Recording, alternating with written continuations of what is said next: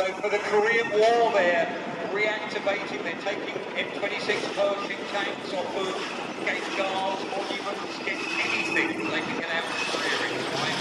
They start a program, as we see the M47, they start a program, 300, some of them go to the US Army.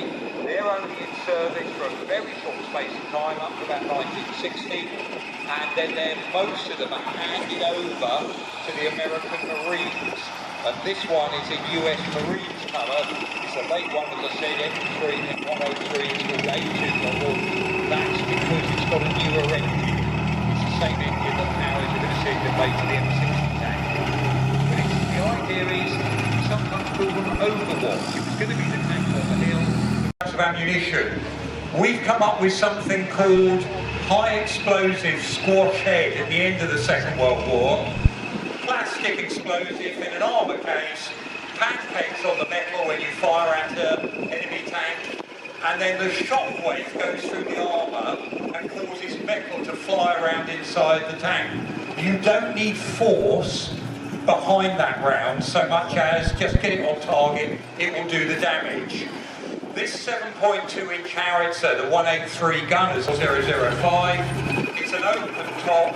It's got an auto-assist loader there because the rounds are so big. We're going to need a thinking. This is what's going to go into service. Pop it on a Centurion hull and let's see what works. And quite an amazing development in the mid-50s.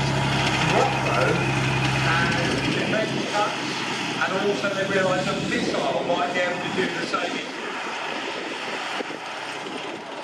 Facility at Newark.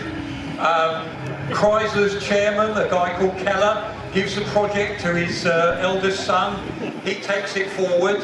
The first tanks are ready in 1954. They're put in a storage shed because they don't work. They've used parts from the M48 production and they're just not up to it. 98 changes are needed on this tank before they think it's fit to issue to the troops. Only 300 are made, the American Army has them. They're only in service till 1960 when they're then this tank. That's what they ended up. This is actually in US Marine colours, and we met one of the guys who served on this. We get a lot of people come to the tank museum and say, that's my tank. Actually, he was able to show us his signature inside the turret.